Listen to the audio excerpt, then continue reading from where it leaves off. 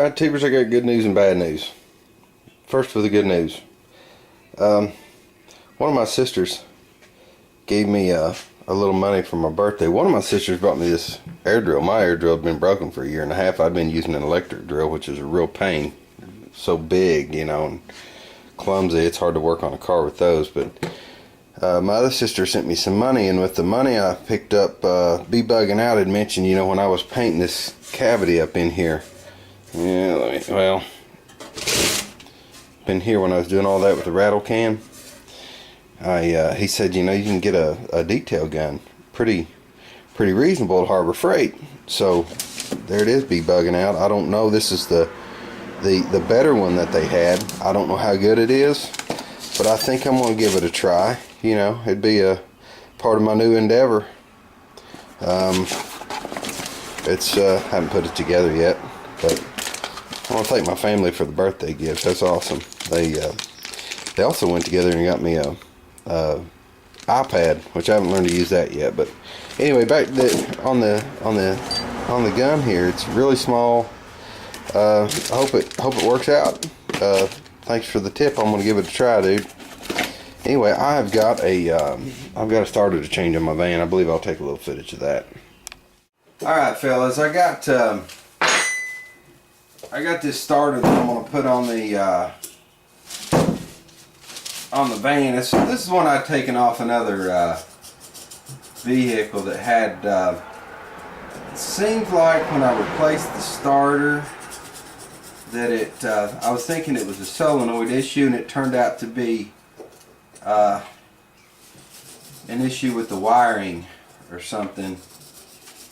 But it wasn't. I'm pretty sure that this starter's fine. So I'm cleaning it all up, trying to get all the old dirt and crap off of it. But I want to pop in for a minute. I've been getting a lot of questions on the IDFs, and the deal with the big question I've been getting is about having a single 40 IDF on your car, bus, whatever, on your engine, and it falling flat on its face off of idle. And that's normal if you don't. There's some modifications you have to do to a single 40, because you're asking the single 40 to do the work off of idle of two carburetors. Okay.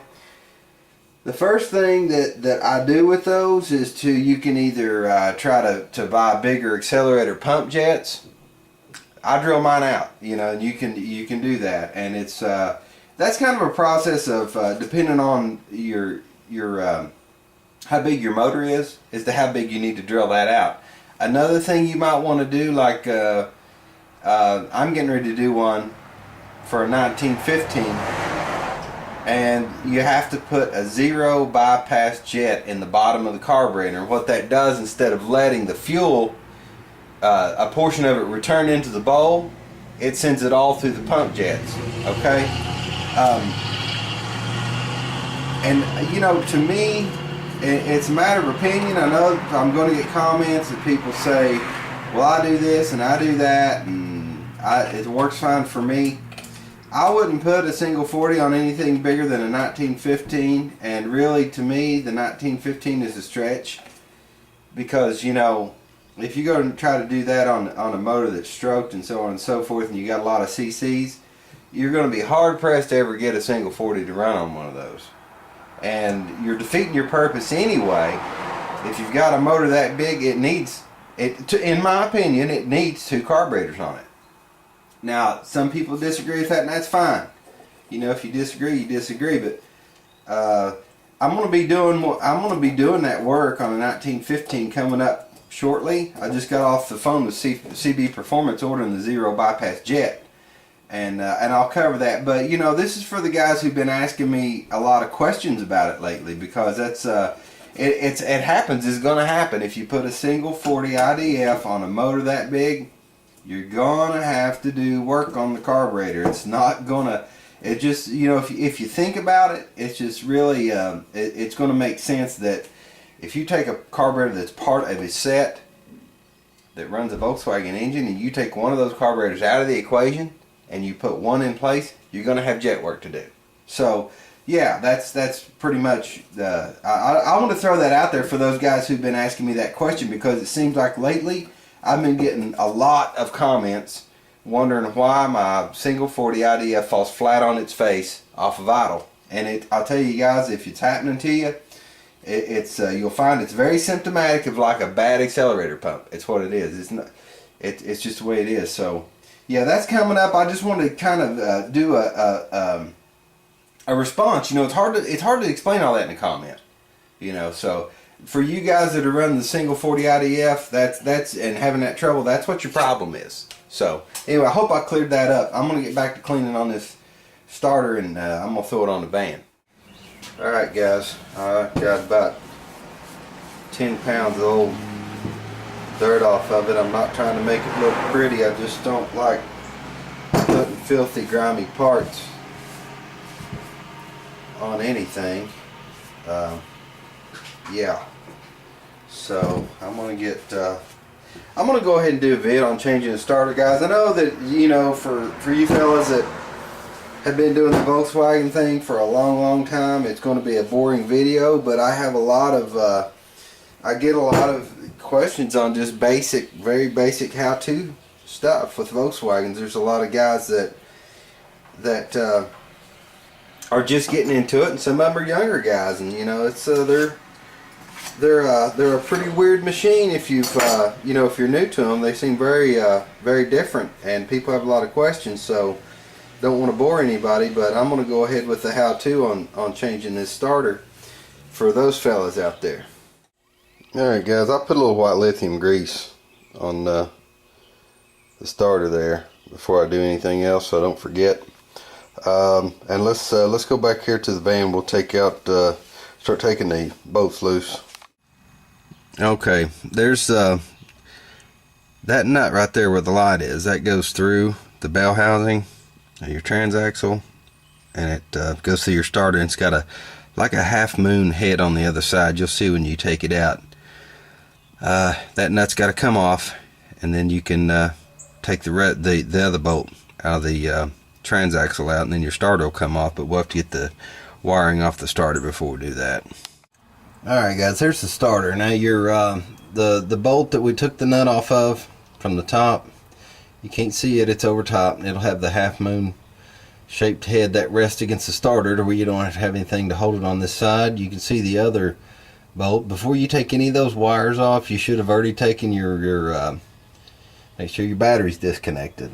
It's hot, direct hot going there, so you don't want to be having fireworks under here or whatever. I'm going to go ahead and take the wiring loose, and we'll get that other nut off the stud, and we'll take the starter off of it. I'm not going to be able to record it. It's just not doable. Okay fellas, here's the starter out. I want to show those of you who have never messed with these before. That's what the other end of that, I said half moon, it's really not like a half moon, it's a little more, but that bolt's going to go through there, and it's going to set like that. Not sure what's up with this starter. I've got I don't know if I can take this solenoid apart. Sometimes they'll burn, you know, on the face of it, and you can clean them up and they'll last a while longer. But it seems like it's got issues with the solenoid. So anyway, it's just one of those deals where sometimes it'll just click, click, click, and you never know if you're going to get up and going. I don't like being stranded on the side of the road, so I'm dealing with it. I'm going to go ahead and throw this one on, and I'll mess with trying to work out whatever's wrong with this starter later. Anyway, I'm going to throw this spare on, and we'll see if we can get up and going here pretty quick. Alright guys, the word to the wise, if you're a newbie, the key to getting this nut on here, it can just push right back. You know, there's nothing that holds it. It's got the shape of the head there's nothing holding the back side, and those things will want to push back. The word to the wise, make sure your threads are clean. Okay, and another thing too, you know, if you think you can't do it, you can use a really see how tiny those needle nose are. you can use something like that to hold it until you get the nut started on it. I'm used to it. I just make sure my threads are clean, and I hold kind of side pressure. You know, when I put the nut on, I don't know if I'll be able to. I'm not going to be able to do this on camera, I'm sure. I'll try. Now you can't even see what I'm doing. Never mind. It's going to block the light. Anyway, I try to hold side pressure on the nut and then turn it, and that keeps it from pushing back. But just make sure your threads are clean. That should take care of it. If you think you need to use some needle nose pliers or something to hold it, do that. Whatever you got to do, but after you do it enough times, you get used to it. Okay guys, here's what I was talking about. I went ahead and got just a couple of threads on there. I just hold pressure on it to the side, and if you've got clean threads, you can run that all the way up to the point where it's not going to push past that little shoulder that keeps that the back side from turning. And you can do it. I already put the starter on and got the nut on the bottom side, the one that's in the transaxle. Then you just finish tightening this bad boy down, and then we're going to put our put the wires on it, get it all wired up, and we'll be done with it. Alright guys, I got another little issue I want to fix up here. I seen it was puking all over my engine tin right here. This is some of that cheapo hose from that kit. I put a breather kit on it where I could vent through my valve covers, and I've got one here where the fuel pump was. I got a vent here, then out my valve covers, and I imagine I'm going to have more of this splitting. Well, you can see that it's just coming on. I got some better hose in here. I should have put it on to begin with, but I was using what I got in the kit. Lesson learned. I'm going to clean up all that garbage there and replace that hose, and then we'll try to start it. Alright fellas, let's see if she's going to start up for us.